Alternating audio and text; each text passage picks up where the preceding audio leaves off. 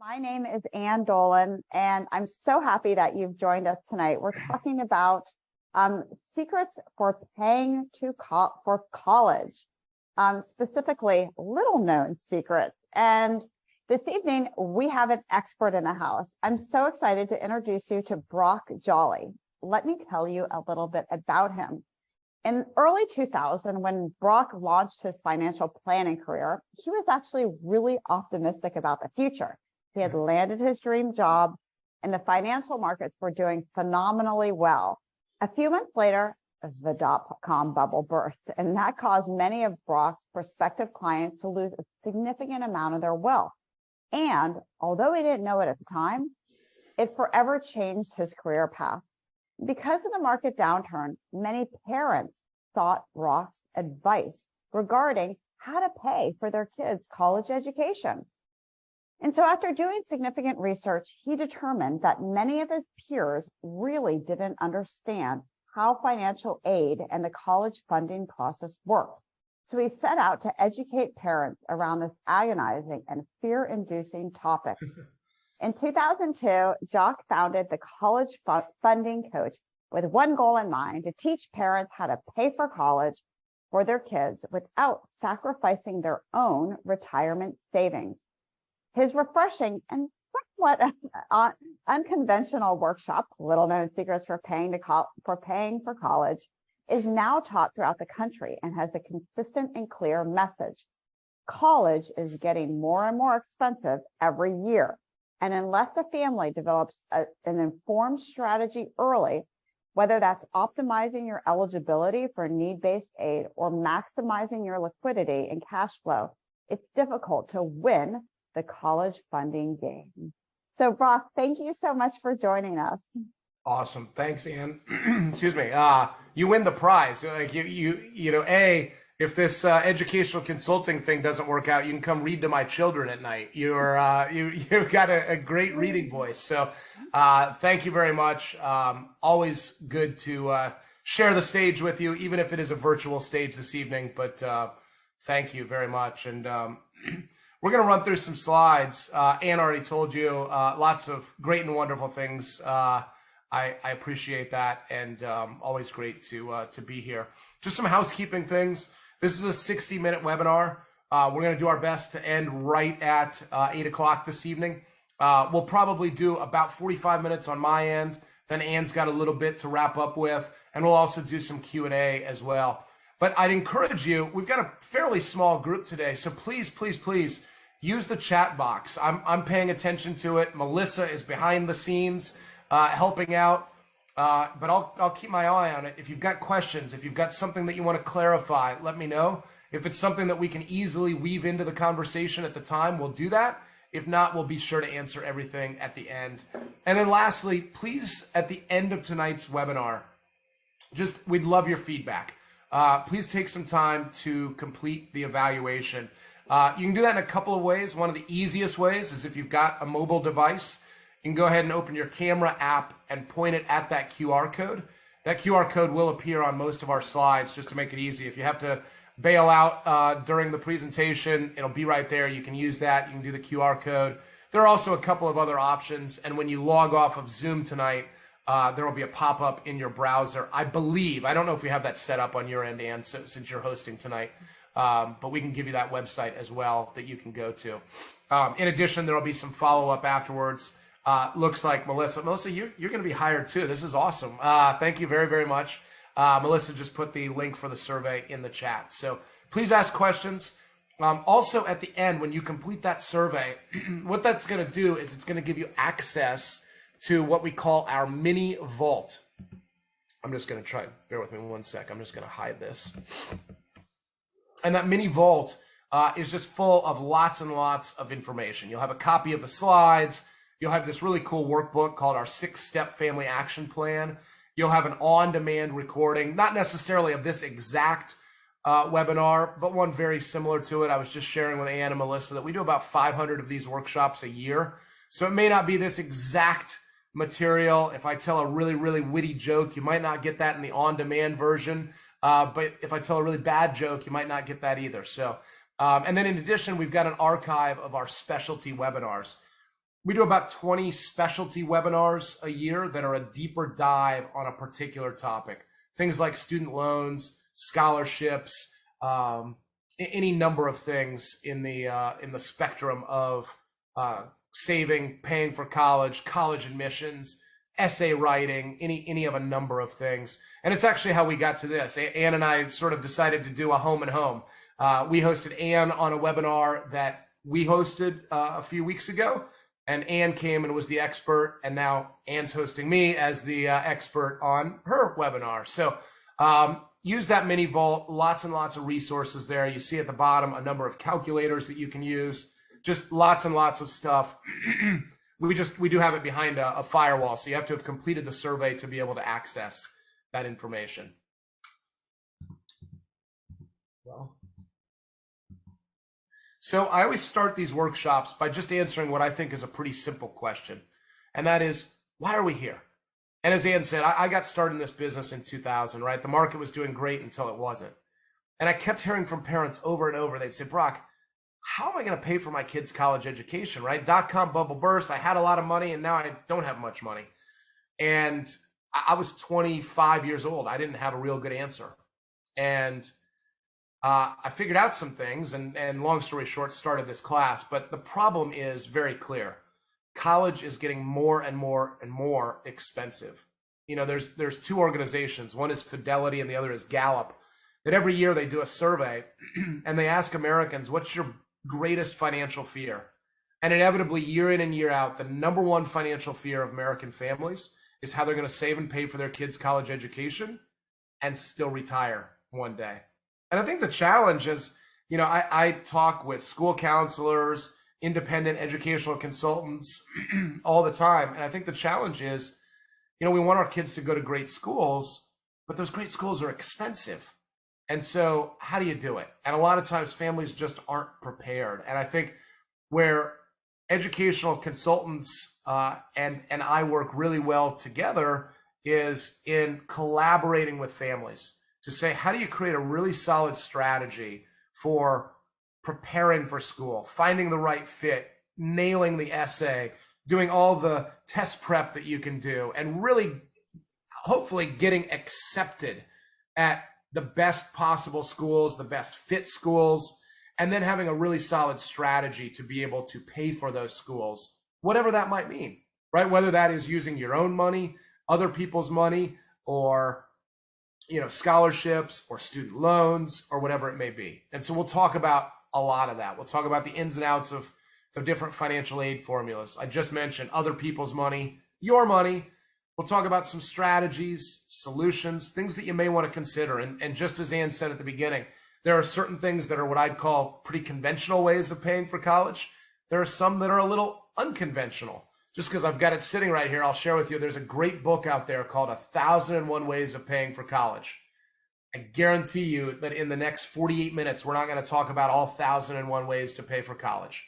We'll talk about some of them. We'll talk about a broad brushstroke and ways that you might think about this perhaps a little bit differently than you ever have before. I just had lunch with a gentleman today, really sharp guy. He's an attorney, works within the banking industry. And he said, so I hear you do a lot of 529 plans. And I said, well, kind of. I said, you know, but the key is it's about creating a strategy. It's not about the product. And we'll talk about that more as we go. And then we'll give you some resources and some tools and some tips to utilize as far as next steps. A little bit of background. When I first started, I mentioned 99, 2000, that time frame. And what I realized was this. For most families, their money was in two places. It was in their home equity, and it was in their retirement plans. I always say it's great for retirement. It's not so great when you need to pay for 1 or 2 or 3 or 4 or 5 or 6 or more children's college education, right? For the most part, you need liquidity. You need cash flow. And there are a lot of you. Look, I'm in Washington, D.C. I assume just based on the geographic footprint here that a lot of you are in greater Washington, D.C., but it almost doesn't matter. Sort of wherever you are, college is expensive. And for so many families that would consider themselves to be middle class and above, they're not going to qualify for a lot of need-based aid for college. And so why are we here? The what we do is we offer a game plan. And we figured out over the years that there are a lot of you who are what I would call do-it-yourselfers, right? You've always kind of done your own planning, whether that is remodeling the bathroom or your financial planning or whatever it may be. And if you're a do-it-yourselfer, I always say we want to be a resource for you, right? That mini vault that I talked about at the beginning is full of resources for you that you can take and you can run with, right? We'll give you access to, there's some awesome books out there that you can read and use as a resource. Those are all in the website. But we've also figured out that a lot of you are busy, right? I've got 2 kids of my own, right? And right now my wife is at hockey practice. I usually am there. I coach my son's hockey, right? But my wife's at hockey practice. I'm here. She's got my daughter there. At some point we might eat dinner together, right? But we're all busy. And so many people don't have the time, the interest, or the expertise to really do thorough planning. And a lot of times people say, I just want somebody who has done this a few thousand times to help guide me through the process. And that's what our team does, is we sit down with you, we offer a free consultation where we'll help you bring it from kind of that 30,000 foot overview a little bit closer to ground level, right? What kind of strategies make sense? What are the potential traps or pitfalls? How do you perhaps enhance some of the things that you're already doing? That type of thing. And so we'll talk about that more as we go, but that's the why are we here? That's what we do and how we built our business. And I saw this commercial a few years ago and I said, you know what? This is exactly what it's like for most of our families. So tell me if this hits home with some of you. I got into one of the best schools in the country! I got into one of the most expensive schools in the country! When stress gives you heartburn with headache, Alka-Seltzer gives you relief fast. Plop, plop, fizz, fizz. Isn't that about right? You know, we want our kids to go to great schools, but again, those great schools are expensive. And how do you do it? You know, so many families, they really do a good job of starting saving for school very early on. Or, sorry, I said that wrong. They start saving for retirement very early on. And then by the time kids come along, there's not a lot of resources left at the end of the month. And so college sort of gets put on the back burner. And then all of a sudden, kids might be in 8th or 9th or 10th grade, and parents sort of have this deer in headlight look, and they realize college is so expensive. How are we going to do it? And I always caveat that and balance it with being able to retire at the time and in the lifestyle that you want. And the thing I'll always say is you can always borrow money for college. You can't borrow money for retirement. And so we're here tonight talking about college, but college is very much a retirement funding problem, right? How do you balance the two? How do you balance wealth management and risk management simultaneously? How do you minimize taxes? All these type of things that come into play. So let's talk about an important piece of this. And that the first term with which to familiarize yourself is what's called cost of attendance. Cost of attendance is your cost all in. So this is tuition, room and board, books, computers, supplies, etc. I won't read those numbers to you. You can see them. But you know, when we talk about public schools, and I'd even add to that, if we're talking about public schools in Virginia, Maryland, DC, this sort of mid-Atlantic area, you're talking about $5,000 to $10,000 more than that national average. When you talk about out-of-state numbers, 44,000 on average, 56 for private, and over. There are now 40 schools, 40 some odd, that are over $80,000 per year. It's a lot of money. So how do you do it? And it's only gotten worse. If you look at this, this is a little bit of a nerdy graph, but it says, let's look at this back to January of 2000. So on the left-hand side, the two green bars, they track CPI, Consumer Price Index, right? Basically a measure of inflation. And this says that since January of 2000 through August of 22, so about 22 and a half years, that prices have gone up on average about 76%.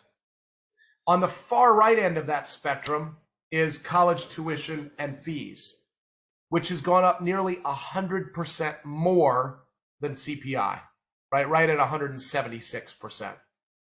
Now, for the last handful of years, I used to say that college tuition and fees were overwhelmingly more expensive or had grown exponentially more than anything else. As most of you have witnessed in the last 6 months or so, energy prices have also shot up pretty significantly. And so that's now a greater increase at 190. But the point being, we could do a whole conversation for an hour all about how over the last 20 some odd years, as interest rates decreased, as the stock market did pretty well, and it was easier and easier and easier to borrow money, and the demand for higher education went through the roof, the colleges, you know, if you believe in capitalism, the colleges did a really smart thing. The problem is that we are the beneficiaries, I suppose, of that really smart thing that they did, right? And it's a real challenge. And you look at all the discussion around the student loan crisis in this country and some of the real problems that are facing us, and I think it's really, really critical that we do something. We're not going to solve all of those problems tonight, but I just put this out there to say it's just gotten worse. And so one of our missions in life is really to try to help families solve this problem and help them find some solutions. And again, be able to send kids to great colleges, but also be able to retire. I could also spend an hour on this. And again, we don't have the time tonight, but as far as historical college savings vehicles, I'll just tell you, there are a lot of them out there. Oftentimes when I put these bullet points up here, people say, well, Brock, which one's the best? And I would say there's not necessarily a best. Every single financial instrument has advantages and disadvantages. And the key is for you and your family to figure out which one or combination of these is best for your situation based on your time horizon, your risk tolerance, the other assets that you might have, these type of things. And I would actually go as far as to say for many of you, the solution might be to have 2 or 3 or 4 of these strategies working simultaneously, especially if you've got multiple kids.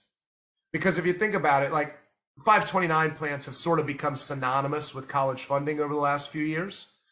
Think about parents who are sending their kids to college right now. Those 529 plans, in many cases, not all, but in many cases, have really taken a beating in the last year. And so what do, right? Warren Buffett says, buy low, sell high. Well, right now we'd be doing the opposite of that. So if you've got kids in college right now, ideally, you've got some other asset that maybe is not tied to the market from which you could take distributions to pay for college. But if all your money is in that one bucket, then you've got challenges, right? We've even got families right now who are taking out student loans, but student loan rates have increased. So that makes it challenging, right? So what do you do? Just having different options. Again, if anybody's got any specific questions about any of these, please feel free to fire away. I'll just give you some highlights on this. UGMAs and UTMAs. Biggest challenge with this is when the child turns 18, it's their money. So these are custodial accounts set up generally by the parent or the grandparent for the benefit of the child. Lots of flexibility in terms of how you can invest it. But they're taxable. They count as an asset of the child when it comes to financial aid. And like I said, when the kid turns 18, if they want to go start a rock and roll band with that money, that's their money. Education savings bonds, one word. Parents love guarantees. If I put $1 in today, I'm going to have at least that $1 in the future. Problem is, up until very recently, the interest rate on those was still pretty low. I'll skip around a little bit. Coverdell's, I'll just point out, if any of you have kids in private schools, you can use Coverdell money to pay for private elementary, middle, and high school. But now you can also use Section 529 plans to pay up to $10,000 for private school. Loans, I would just say buyer beware. There are a lot of loan programs out there. Some are good, some are bad. If you've got good credit, it is in your best interest to shop around with regard to student loans. Don't necessarily take the option, which is often what's called a parent plus loan, where the college, you think about it, Ann and her team do a great job of helping your kid get into school. You're really excited, but you might say, hey, we saved enough for an in-state public, but our kid got into this awesome school. So we're going to take out student loans. And the college says, here's this Parent Plus loan. But you're going to pay for that. You're going to pay roughly a 4% origination fee. And then you're going to pay what I would call a higher than average interest rate if you've got good credit. So if you've got good credit, you're better off going out to any number of the private student loan options and looking at those. And we've got a whole, I'll talk in a second about our website, but our website is designed to give you resources to utilize to find things like student loans. In terms of scholarships, again, lots of resources on our website, but I would also tell you, number one, start early. For so many families, their kids, again, get into these great schools, and mom and dad say, yeah, we told you if you got into a great school, we'd figure out a way to do it, but we didn't think you'd get into that school. And it creates all kinds of challenges at home. So I would encourage you, and I think Ann's seen this movie enough times, I would really, really encourage you to have those conversations early. And when it comes to scholarships, understand that you don't have to wait until second semester of senior year of high school. You can start early. We had a student from Fairfax County. Gosh, this is going back probably a dozen years now, but it's still a good story.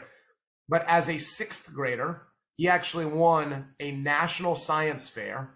And with that came a $25,000 college scholarship. I mean, just imagine how much easier mom and dad's job becomes if you've got sort of that bird in hand. Borrow against retirement plans, hate it. It's really easy oftentimes. You can usually borrow up to $50,000. And I have parents all the time that come to me and say, I can borrow against my retirement plan, and it's at 4%. Well, it is at 4%, but you haven't factored in the taxes, right? Understand that you're borrowing money out, you're paying it back with after-tax dollars, and then when the money comes out in retirement, you've got to pay taxes all over again. Real estate can be good. There are just some challenges now with where interest rates are. Cash value life insurance is an interesting one. A lot of times people don't understand that they can use their life insurance policies to do things like pay for college. And it is one of those assets that oftentimes is not tied to the market and from which distributions can come out tax-free. So some pretty good opportunities there. Post 9/11 GI Bill or ROTC programs. Obviously, there's a military component to both of those, but I think great opportunities for the right family. And then last, but certainly not least, Section 529 plans. Two different options, right? The prepaid variety, which says we're going to pay guaranteed tuition and mandatory fees as long as your kid goes to an in-state public school. Two problems with that. Number one is not every kid goes to an in-state public school just because mom and dad want them to. And number two, understand that it does only cover tuition and mandatory fees at those in-state schools. So if your kid goes out of state, you don't lose the money, but it doesn't provide the guarantee that you had hoped for. And then lastly, the savings variety. Lots of different options there. But basically what these will do is you can put money in. There may be a tax advantage on the front end. The money all grows tax deferred, and distributions come out tax-free as long as it's used for education. And by that, when I say education, I mean what's called an eligible educational expense. Tuition, room and board, books, computers, and mandatory fees. So any of those are covered. I mentioned earlier the $10,000 that's now allowed for private schools. And you can also use up to $10,000 in a lifetime to repay student loans. Okay, so don't do the strategy where you say, hey, I'm going to leave my money invested, and then once my kids graduate, then I'll pull the money out. If you do, you get hit with penalties and fees and these kinds of things. So got to be smart about how you do that. I'll pause there for a second. Ann, anything you want to add on any of those or questions that you had? Well, this made me think, Brock, when I was in high school a long time ago, my best friend got into Georgetown, and I grew up in Florida, and she was unbelievably excited. She was telling everybody, I got into Georgetown, I got into Georgetown. She ended up going to University of Florida because her parents couldn't afford to send her to Georgetown, and she was devastated. Yeah, and I think that happens more times than not. Yeah, look, I've got a really good friend from the University of Florida, and as a University of Virginia graduate, I have bragging rights right now because I think UVA is number 3 or 4 and Florida is number 5. So, but still, awesome school. But I think as high school seniors especially, you get your hopes up, right? Mom and dad said, hey, take these really tough classes, take AP classes, do well on the standardized tests, join clubs and sports and activities and be the president or the captain or the lead role. And if you do, you're going to be able to get into some great schools. And once you get into those great schools, we'll figure out how to pay for it. And then kids do that.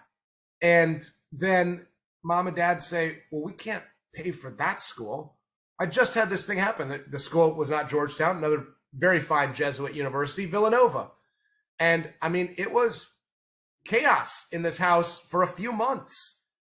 And, you know, I ended up having a conversation with the daughter to say, hey, look, like, I get it that you want to go to Villanova, and Villanova is an awesome school, but your family doesn't have the resources and you're not going to qualify for need-based aid.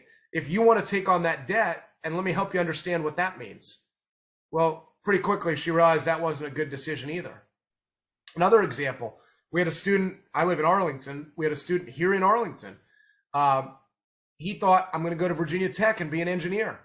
Bad news, didn't get accepted at Virginia Tech. Got accepted at Penn State. That's where I'm going to go. They've got a great football program. The problem is that the difference between the cost at Virginia Tech and the cost at Penn State is about $30,000 a year. So there's all kinds of challenges. Look, there's ways to solve these problems, and there are certainly worse problems in the world. Right? I think coming up with a solution, casting a broad net, creating options, etc., is a really good thing. The other thing, too, is there's a lot of misperceptions around there. Families think, well, my kid's great, great student, great athlete, great violin player. They're going to get scholarships. They're going to get grants. I'll start with grants. So grants are need-based money. 50% of families out there receive grants at some level, right? When you go and tour college campuses, they all say, you know, we give away all this money in scholarships and grants. And it's a big number, but you got to look under the hood a little bit. 50% of families receive grants. That means they receive something. The average grant in the United States is $4,914, and that's down 19% from the prior year. By the way, this was done in 2021, so we're a year behind. Okay, you can see there the statistics below that. Scholarships, 56% of families receive scholarships. The average is about $7,400. You see up in the upper right-hand corner, very, very few free rides. There's a huge misperception out there.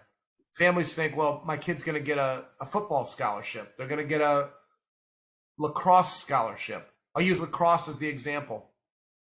And I may be a little bit off on this, but I think that in lacrosse, they get like 8 scholarships that are to be distributed usually among about 35 athletes. So what that generally means is that as a freshman, you would be lucky if you got a quarter scholarship, right? If you're an All-American senior, you might get a half or maybe a full scholarship. But that coach has to spread out that scholarship money as much as possible. And then the last thing is down in the lower right, families are paying more, right? Look at the difference here. Just in a 4-year span, families are paying 19% more out of income and investments than they were just 4 years prior. So point is, it's getting bad. I want to go back on 529 plans just for a second and just mention, again, I know a lot of you are in these gold states in the middle that all offer some kind of a tax incentive for participating in the home state's plan. So as an example, Maryland offers $2,500, Virginia offers $4,000 as a state tax deduction. Maryland offers a 10-year carry forward, Virginia offers an unlimited carry forward. DC is also $4,000. So if you're in a different state, feel free to put that in the chat. But the point is, understanding the different states. If you've got a plan from a state that is not the state in which you pay taxes, it may make sense to look at that. I had a parent the other day. We were at Madison High School in Vienna, and they said, you know, we've got, and I don't remember what state it was. I want to say New Jersey, but I'm not positive on that. We've got the New Jersey plan, but we live in Virginia. I said, well, just catch me up to speed. Why did the advisor say that it was a good idea? I don't remember. I said, did you ever live in New Jersey? No. I said, well, my guess is if you read the fine print, it probably says that they get paid more money by recommending the Virginia plan because it's probably the firm that they work for. So I would just tell you that for an out-of-state plan to outperform an in-state plan, it generally has to outperform by whatever the state tax rate is. So do the math. On our website, I mentioned those 5 or 6 calculators that we have. Use one of those calculators. You can compare, and it'll do the math. That's a third party. That's not us saying it. That's a third party independent organization who, by the way, they provide the calculators for about 3/4 of the 529 plans and lots of banks and other organizations out there that have this information at their fingertips. Brock, Yeah, go for it. before we keep going, I have a question from Eleanor in the chat. She said, aside from the military option, which funding source would you recommend to maximize the return? Hold on. I see it, and minimize the tax impact. That's it. Yeah, so Eleanor, it's a great question. And here's the challenge in this type of a format is obviously I don't know anything about your financial situation. And so the answer to both of those questions is a Section 529 plan. So a Section 529 plan gives you tons of upside potential, assuming that the market does well, right? It obviously also has downside risk. And it's got the best tax advantages because you potentially, depending on your state, get a tax deduction, money grows tax deferred, and distributions come out tax free as long as it's used for education. And which funding source do most parents currently utilize? Well, the answer is probably actually cash, right? The parents either are just cash flowing college or coming out of savings or checking, but secondary to that is 529 plans. The reality is, though, less than 40% of families who have children who will go to college own a 529 plan. So there's a lot of room to be done. So just understand with 529 plans, I always say, look, a 529 plan is a wonderful tool. It's not necessarily a great strategy. And I use, parents paying for college right now, but that's an example. And Melissa put in here the 529 state tax and fee comparison calculator. So if you want to go check that out, you can do that. Don't spend a whole lot of time on it because I want you to pay attention to what we're talking about tonight, but you can certainly use that, bookmark it. It's right on the front page of our website as well. So the question becomes, what's the best way to pay for college? Well, my answer is always with other people's money. And so understand that every single college and university has an endowment. Those endowments are money that can be used for building buildings, endowing professorships, and most importantly for you, attracting and retaining really talented students. So at the top of this list is a little tiny school up near Boston called Harvard. And at the end of last year, Harvard had $53 billion in their endowment. You get other Ivy League schools like Yale and Princeton and Dartmouth and places like Stanford that have a lot of money. You get some state schools like Texas and Michigan, and you see UVA there with $11 billion. I grew up in Indiana, so I always like to give a shout out to Indiana University. You see, Ann just talked about Florida that's got about $2.5 billion in their endowment. I always stop on this last one too, Grinnell College.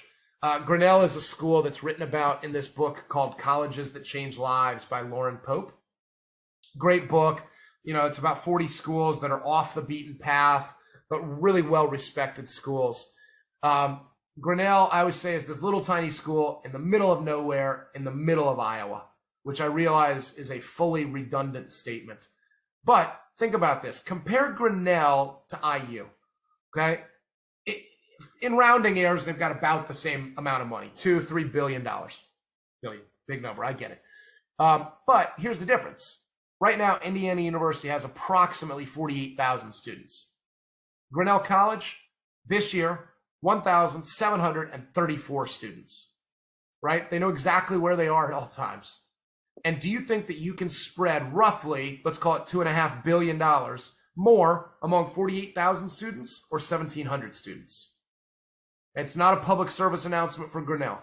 The point is, Grinnell's the type of school. There's others on here, Pomona, Vanderbilt, Rice, Emory, lots of schools, even Notre Dame, right, that have money, and that give money.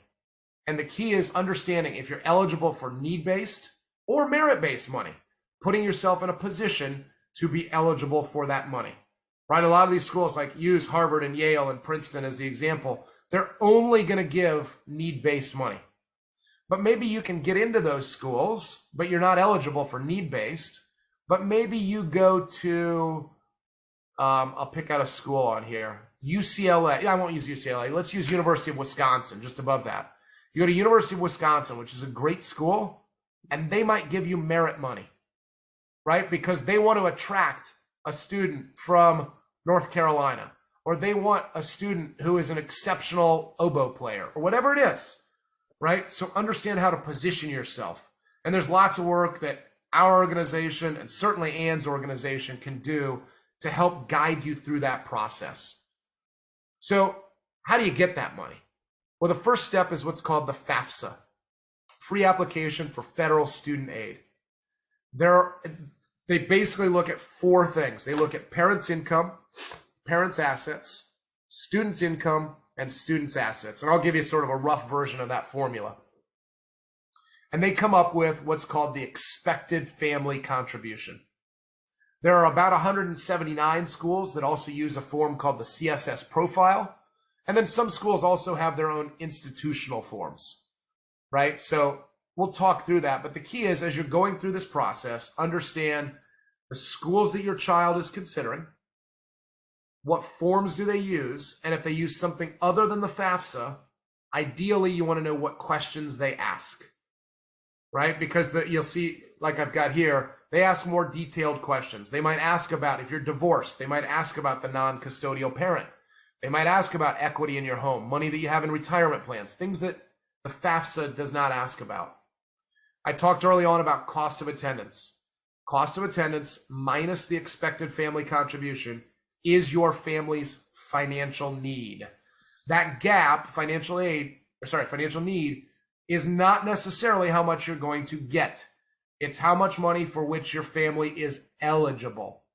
Okay, I'll talk more about that here in a second. Let me just pause. I'm going to go to, Debbie asked a question. A 529 plan counts as being for the kid, 100% of student funds going to financial aid.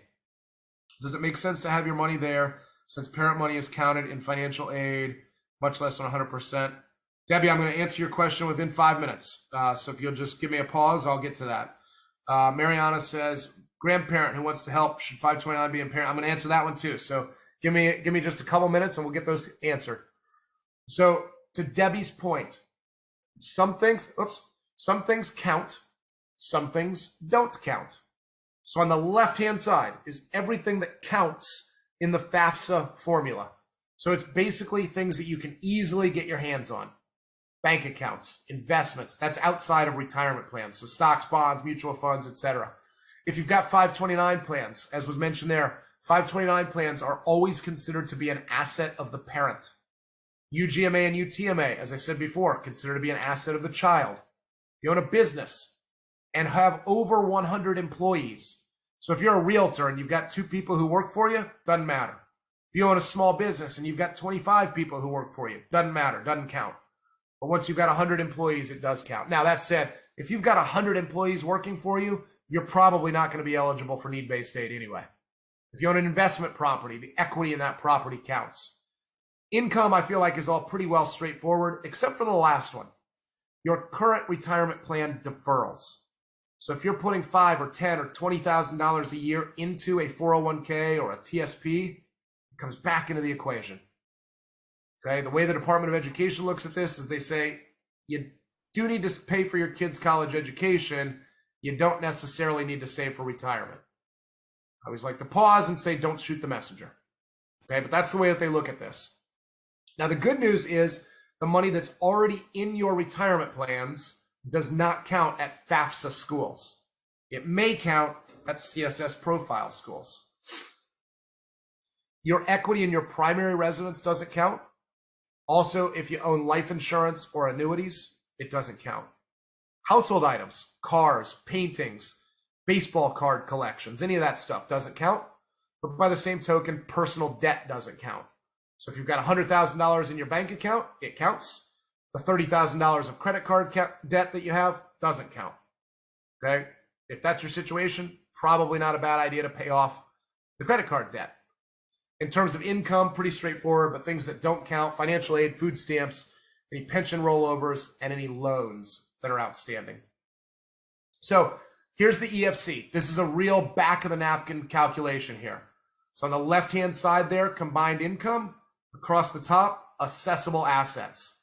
So if you have $150,000 in income and $200,000 in assessable assets, your expected family contribution would be $43,693. Now, that's real back of the napkin, pretty rough. If you want to get a more exact answer, you can go onto our website. This is the homepage. The website URL is down there at the bottom.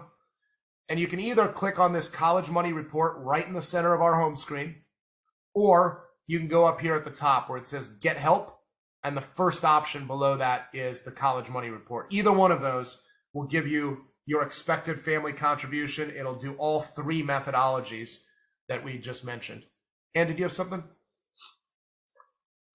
So when you mentioned that amount just a second ago, Brock, is that total tuition?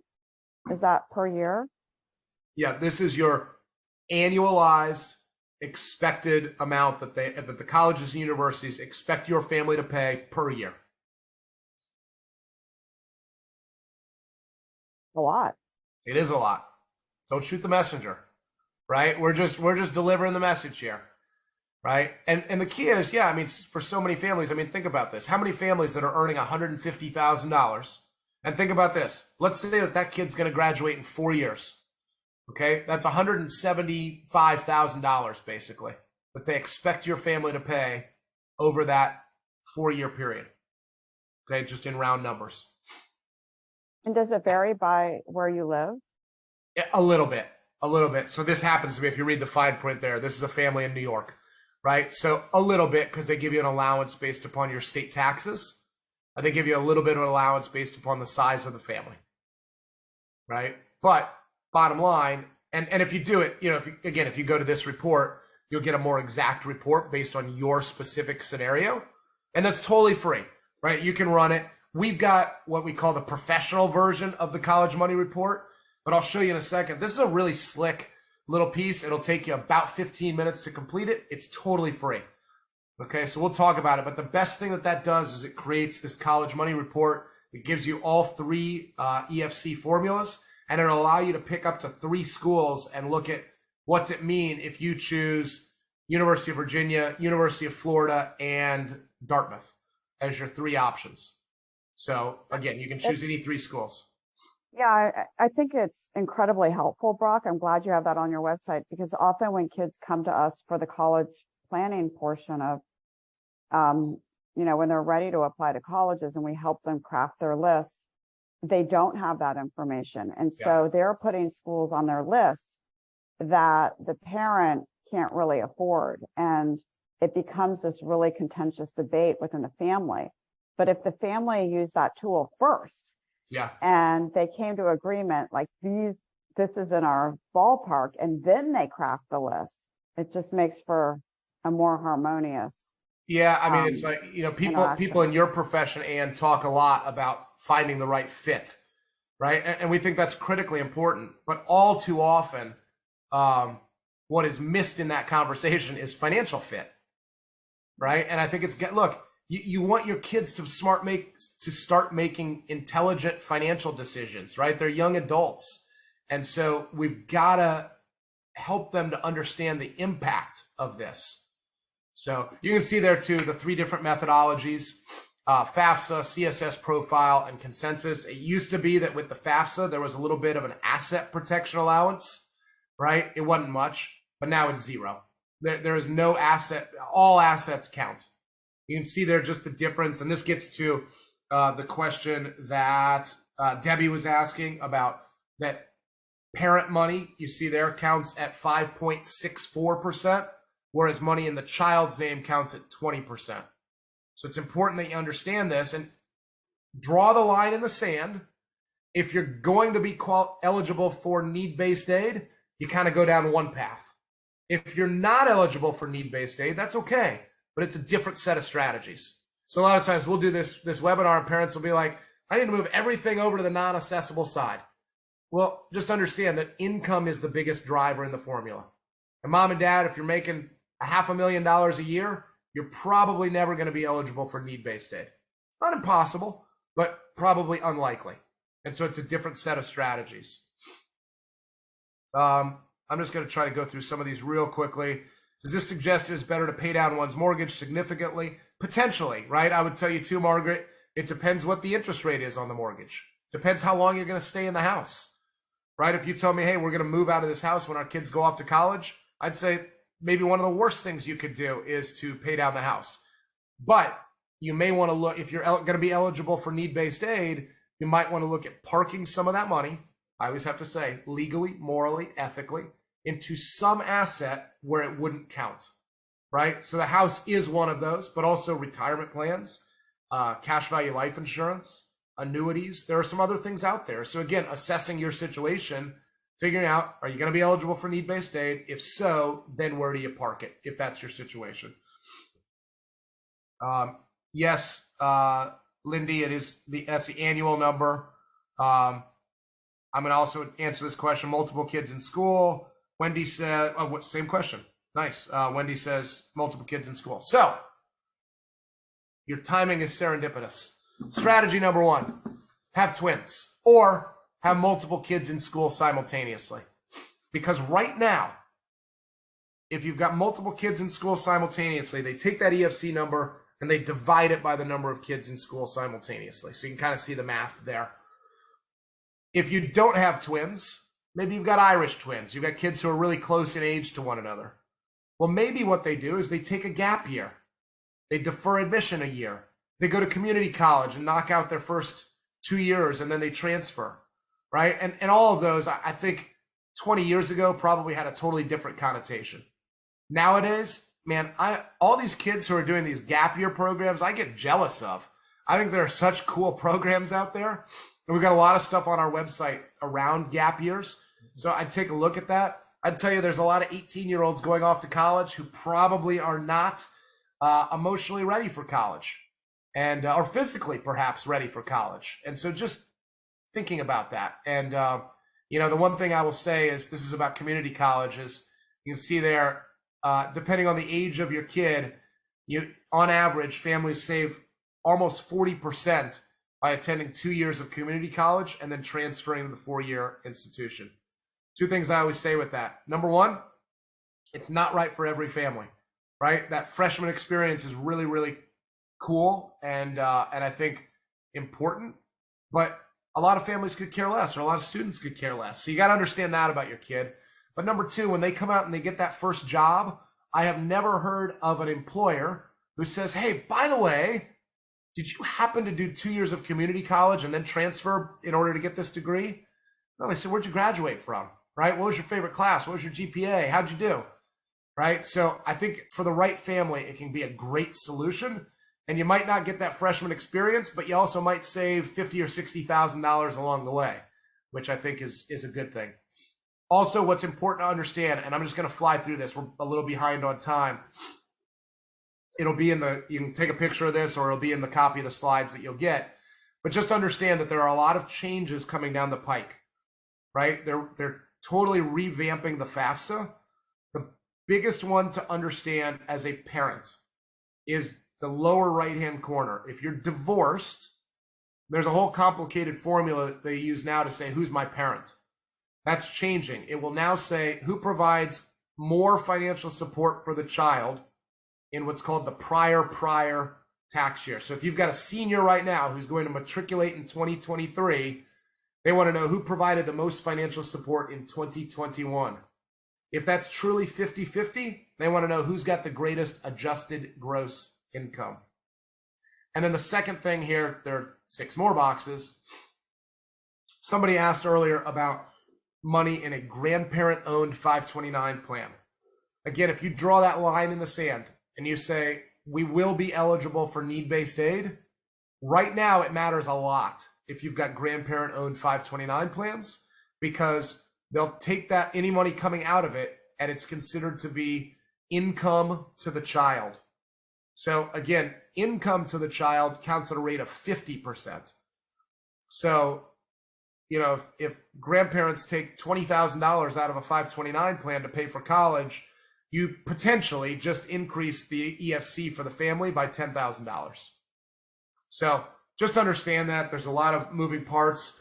And you'll notice up here at the top, I said it's changing in July 2024. We think, because that date was originally 2022. They pushed it back once, and then they pushed it back again. So we'll see how things actually come off the deck, but that's important to know.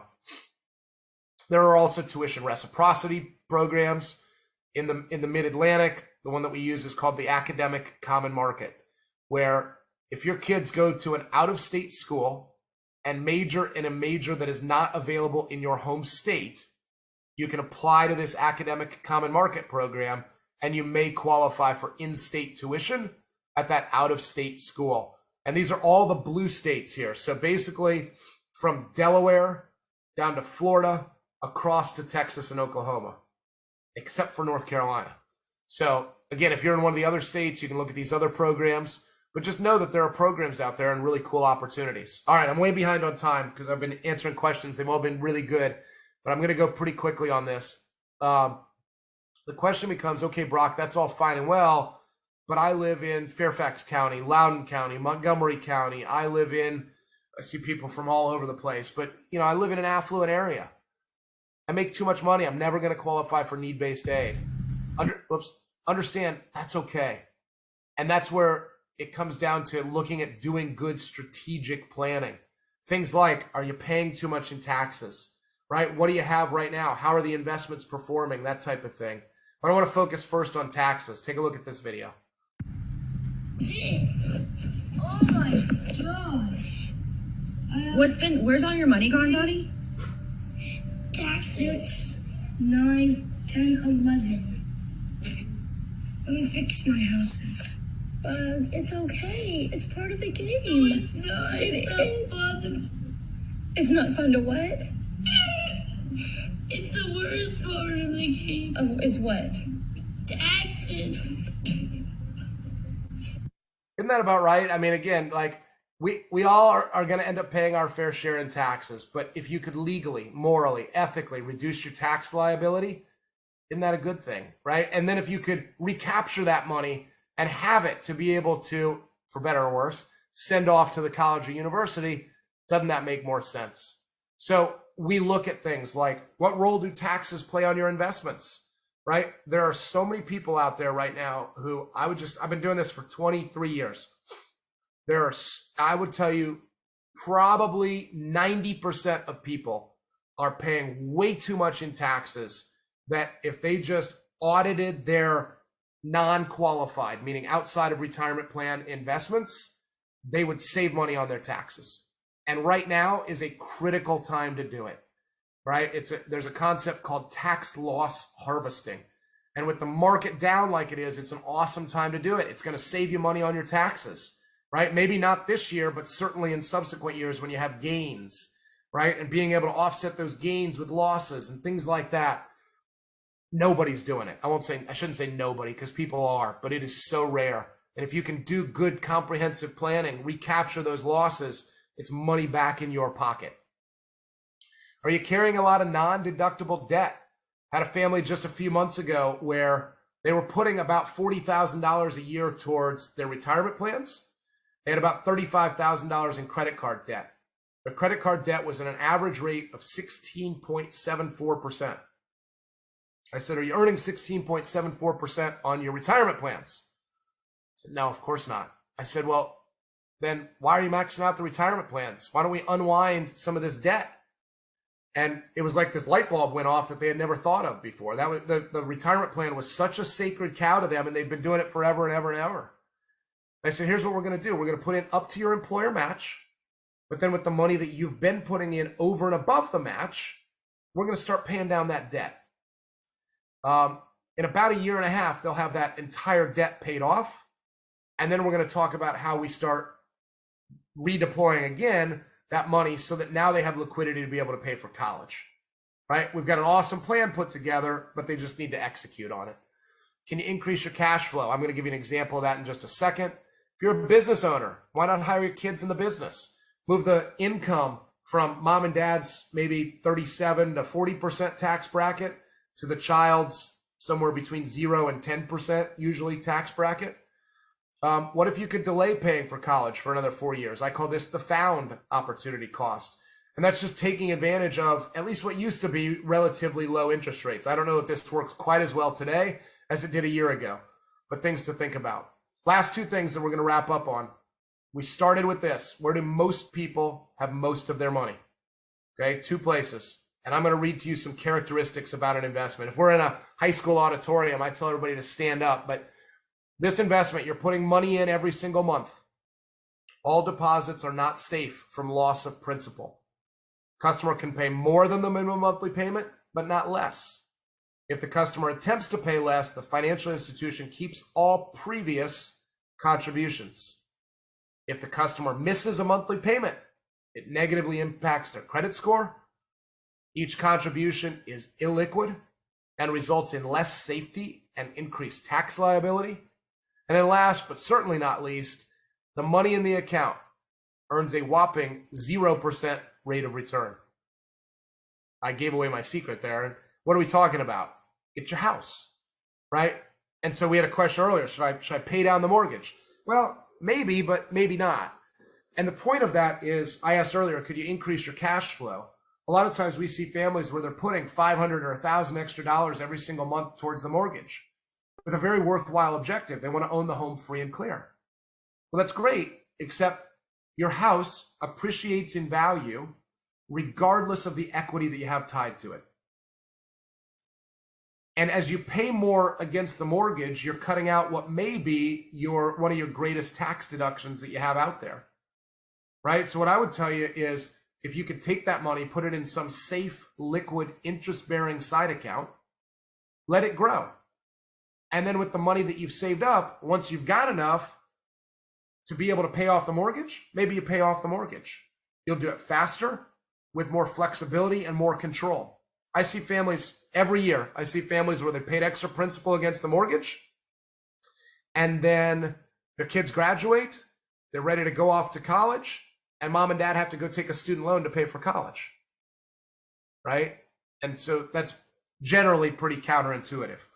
So things to look at. Every situation's unique. And so if that's your situation, let's look at it. Let's figure out a strategy that may make some more sense. Last thing is what I call the qualified plan problem. Anybody here who has a pension? I can't see most of you, so you don't have to raise your hand. But if I asked that question years ago, right? 1930s, 40s, 50s, everybody had a pension. But in 1974, it changed. Congress passed a law called ERISA, Employee Retirement Income Security Act. You know it as your 401k, 403b, thrift savings plan, etc. And it said, as long as you work for this organization, you have the right, the privilege, the honor of setting aside money into this instrument. Your employer may give you matching contributions. You're responsible for choosing and managing the underlying investments. And the day that you stop working for our firm, we wash our hands of all responsibility.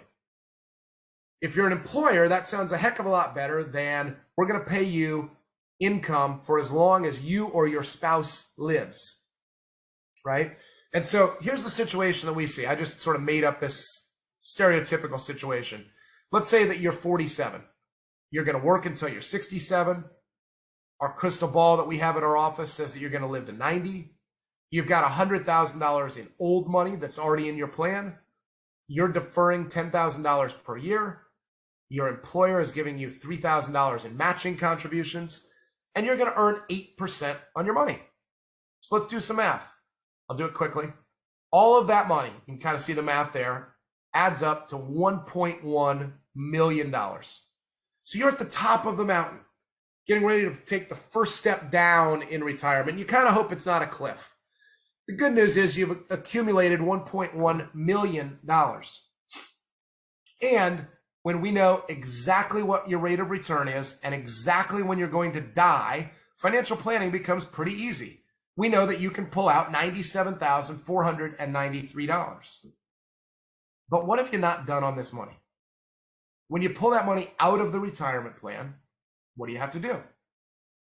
Well, if that's your only source of income, you would pay tax at the 22% level. Well, reality is, for a lot of you, that's not your only source of income. You've got Social Security, you might have rental income, you might have other assets working for you. You'd pay state tax on average at about 6% nationally. So at the end of the day, you'd have a little over $70,000. Well, I look at that and say, wow, we just paid $27,000 in federal and state taxes. If I ask many of you, why do you put money into the 401k as opposed to any other instrument? Your answer would be to save money on taxes. Okay? But if you think about it, you were putting in $10,000. And let's just say for a second that you're in that same 22% tax bracket today. That means that you save $2,200 per year by putting money into the retirement plan. $2,200 a year multiplied by 20 years, between 47 and 67. That means that over your remaining working years, you're going to save $44,000. And then you pay it back in about 2 years. Now, I would submit to you that even if this is your exact same situation, you might not be in the 22% tax bracket today. Because every single one of you has at least one beautiful young tax deduction living under your roof. You've probably got mortgage interest that you're able to deduct. You're contributing to a retirement plan. If you own a business, you've got business deductions. Now fast forward. You're 67, you're 72, you're 83. Where are the kids? That's usually a slow response, right? Because some of you are thinking, they're probably living in my basement. And even if they're living in your basement, you can't deduct them, right? Bottom line, all the things for which you get tax deductions today are gone. And let me ask you this. I know none of us has a crystal ball, but with everything that you know about taxes, about the economy, about the market, about our aging population, do you think taxes are likely going up or down in the future? And I don't know, right? But I'm suggesting that because you hope that your investments do well, all the things for which you get deductions today are gone, and the federal government may raise taxes in the future, I would tell you that things don't necessarily bode well for what many of us often hear, which is you'll be in a lower tax bracket in retirement. Okay? And so the point of that is, what if you could save the same amount of money, but save it in such a way where on the back end you could pull it out tax-free? Doesn't that make more sense? And what if you could use that money for retirement or college? Doesn't that make more sense? Well, the bad news is our friends at the Internal Revenue Service are a step or two ahead of us, and there aren't too many instruments that allow for that, but there are some. And so, like, Section 529 plans do have to be used for college, but distributions come out tax-free. Roth IRAs, Roth 401ks can be used for either. Distributions come out tax-free. Now, you might say, well, Brock, I make too much money for a Roth. You don't. Everyone in the world can contribute to a Roth. You just have to do it right through what's called a backdoor Roth IRA or a Roth conversion. Regardless of income, you can do it. Municipal bonds, tax-free distributions. And then I mentioned earlier, cash value life insurance allows for tax-free distributions, right? So understanding these instruments and how they work and how you can use them for your benefit. All right, big finish. I know I'm over, so I'm going fast. So I apologize. Hopefully this is good stuff. If you do need to leave, I get it. Use that QR code at the bottom. Give us your feedback, and I'll answer these questions at the end as well, as long as Ann will allow me to stay on the line. Absolutely. I started this class by saying, hey, most people have their money in two places. And now I'm ending this class by saying those are terrible, awful places to have your money.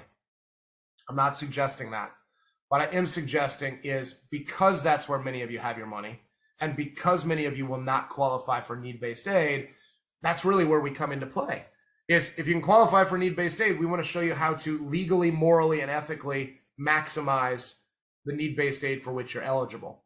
If you can't, we want to show you how to legally, morally, and ethically maximize your liquidity, your cash flow, be smarter with your money so that when it comes time to pay for college, you can do it and still retire, right? Second thing is, hopefully today is really just the start. We want to be a resource for you and all of the clients and prospective clients of Ann's organization. You can connect with us in one of three ways. I mentioned earlier the mini vault. Every single one of you who completes the survey will have access to that. Tons of information, and we add to it all the time. Number two, some of you might say, hey, I'd love to have that free consultation. Bring it from 30,000 foot down to ground level. And then thirdly, we've got this really cool Facebook group that is not me talking at you all night. It's an opportunity for you to ask questions. And inside of that group, you've got educational consultants, you've got financial advisors, you've got tax people, you've got admissions people, you've got financial aid people at the university, and you've got parents just like you. And so that's really the key. So join that group. Again, totally free. Ask questions, that type of thing. I mentioned earlier the mini vault, so I won't talk about that again here. So what's next, right? This college money report that I mentioned, it really answers 5 questions. What do colleges think you can afford? What can you actually afford? How do you find the most generous schools? Understand your out-of-pocket costs and kind of build a timeline, and then close the gap at each school. That's totally free. If you want to take a deeper dive, we can help you do that. And that's the professional version of this college money report. But it's going to look at all these different scenarios, right? High merit, low need, low merit, low need, high merit, high need, and low merit, low need, and help you position your child to solve all these problems. And this is sort of what it looks like. I'll give you a quick view, but I think it's really polished, really professional view. Again, allows you to look at up to 3 schools. You can kind of see the snapshot of what each of those schools look like. It'll even give you that next to last page there says, here's for your family, here's the type of schools that will likely be the most expensive. Here's the type of schools that might be the least expensive. And here are some schools that you may want to consider, and here's why.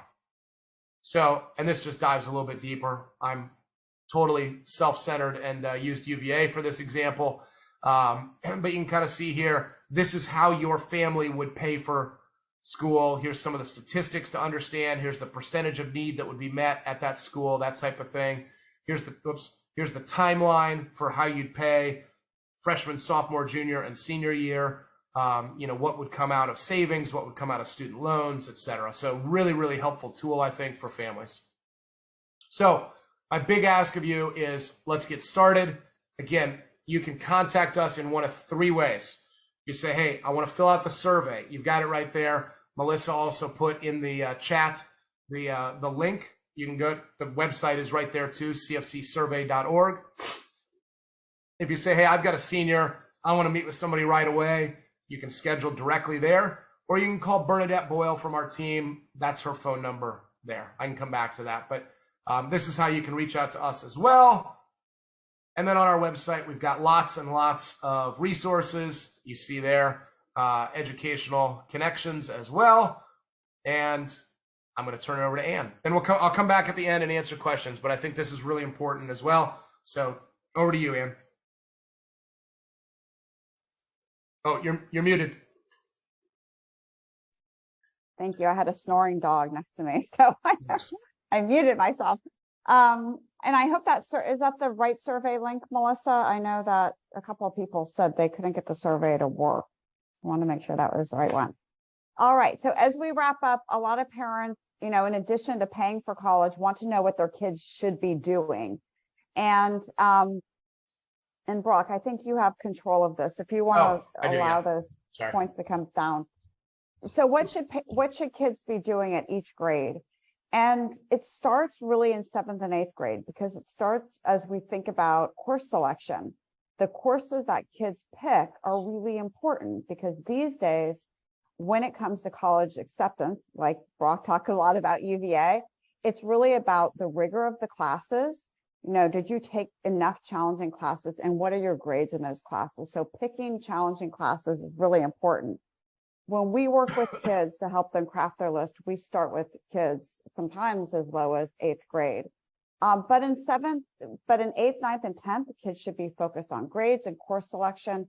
They should be thinking about their extracurriculars, because now there's not so much a focus on test scores because of the test optional environment, but there's a lot more focus on grades.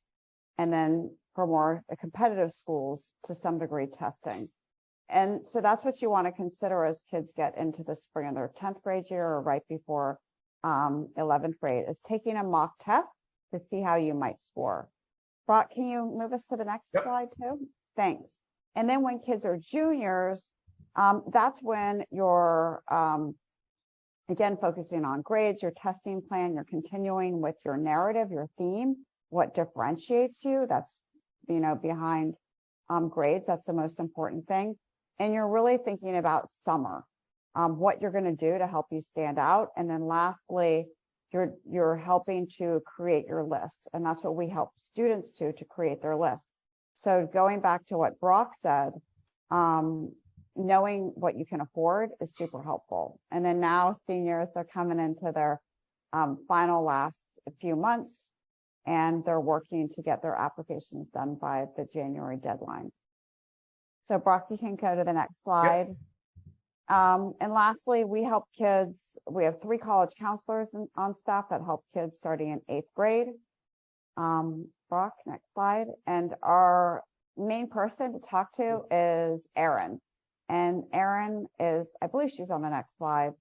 She is our director of college counseling, and she can talk to you about your child's needs and see if we are the right organization to support your student as they craft their list, craft their narrative, and have lots of options for applying to schools. So Brock, I think we're at time. Thank you so much for being my guest this evening. You are amazing. I took pages and pages of notes. I wish that I had this information when my kids are younger. They're in college now. It's unbelievably helpful. And I really do hope that everybody takes advantage of the resources that you offer. And if they want a little bit more guidance, set up an appointment with you. Definitely can't go wrong. That's great. Thank you, Ann. And I think the link that Melissa had wasn't working. So I put the correct link in there. Or you can just do www.cfcsurvey.org. So feel free to use that. If there were any questions that we didn't get answered, please feel free to send an email or call our office. But otherwise, Ann and Melissa, thank you both so much. Always a pleasure to be with you. And let us know what we can do to help. Terrific. Thanks, everybody. Have a great evening. All right. Thanks, guys. Bye-bye.